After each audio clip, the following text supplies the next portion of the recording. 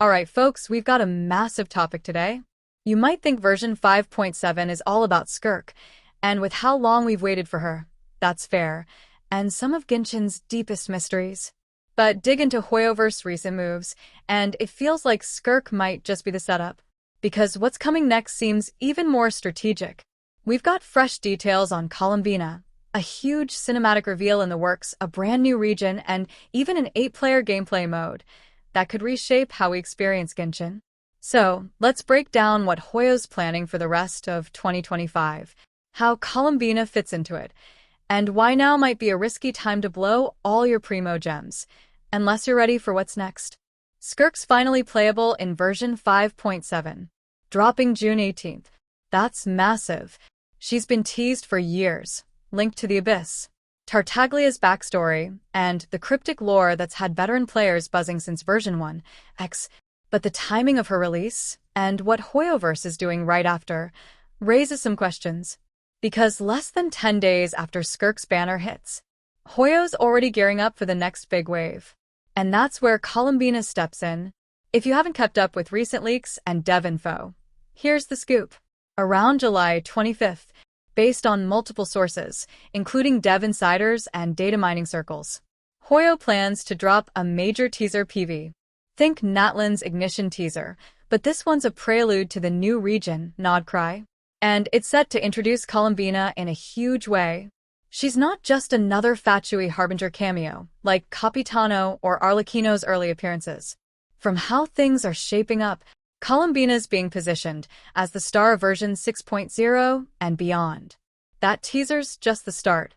In version 6.0, HoYo's prepping a full 3D animated short film, similar to Honkai Impact 3 RD's cinematic quality. And it's all about Columbina? That's a massive investment for one character.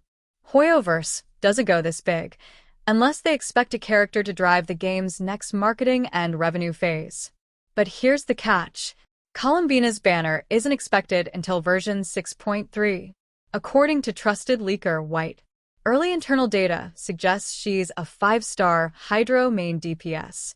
Her meta relevance isn't confirmed, but current testing leans that way. And let's be real, Hydro's the strongest element right now. It powers reactions like Bloom, Hyperbloom, Vaporize, or fuels broken units like Nuvolette, Farina, or Yelon. So, if Columbina's a Hydro main DPS, she'll draw lore fans and meta chasers alike. She could be a game changer. And that fits the bigger picture.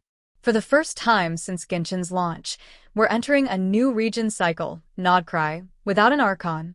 No Tsaritsa release in version 6.x, based on credible info so far. Without an Archon banner to carry the hype, like Mavuika, Raiden, or Farina did, HoYo needs a heavy hitter. And that's likely why they're pushing Columbina so hard. The cinematic short, the early teaser, the multi-patch build-up, it all points to one goal. They expect her to anchor the 6.x cycle financially, not just as a cool character, but as Nodcry's centerpiece.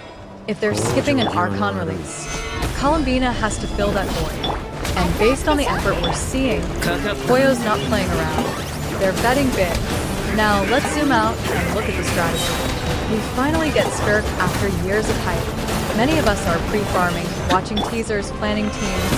Then, bam, before Skirk's banner even hits its second week, HoYo drops a cinematic quality teaser, introducing a new region, and making Columbina look like the next must-have unit. That's no accident. It's calculated timing. It's a classic HoYo move. Release a long-awaited character like Skirk to get players spending Primogems early, then pivot fast, and tease the next big unit, just as your fates and wallets are tapped out. It works, but this time, they're pushing the formula further. They're not just hyping Columbina over multiple patches, they're pairing her debut with a new region and a groundbreaking game mode. Let's talk about that mode. It's called 1000-Star Wilderness, Genshin's upcoming UGC mode, short for user-generated content. Internal tests show it's highly flexible, supporting up to 8-player co-op. That alone changes how we view Genshin's future. It shifts from curated developer content to a platform where players create and share their own experiences. Even the default character model's getting buzz. Instead of the Traveler, players use a new avatar, resembling Kinich, especially in outfit design. This might not be a one-off. If Genshin's leaning into social, sandbox, community-driven systems, Columbina's Arc and Nodcry's launch could mark the start of something much bigger than just another nation or Archon cycle. The way HoYo's layering hype, with cinematic drops, early teases, and mode overhauls, suggests they're prepping for a major shift in how the game's played and monetized going forward. So, here's the big question. Are we falling for it again? Will we dump everything on Skirk now, knowing the year's biggest marketing push is about to hit days later? That's HoYo's game. They want you to feel like you'll miss out if you skip Skirk, while building pressure for Columbina with a goddess-tier cinematic. It's a clever move, but a calculated one. And it's tricky because if Columbina is a 5-star Hydro main DPS and as meta-defining as early tests hint, pulling Skirk now could sting if your Primogems stash is low. There's still plenty we don't know. Columbina's full kit hasn't leaked, the UGC system's in testing, and version 6.0 hasn't been officially revealed. But based on HoYo's patterns and what's surfacing in data mines and leaker circles, this strategy aligns with their long-term hype cycles. Drop a comment. What's your plan for the rest of 2025? This second half looks packed, with bait banners, huge reveals, and maybe the biggest gameplay shift since launch. Stay sharp, and maybe hold those Primogems a bit tighter.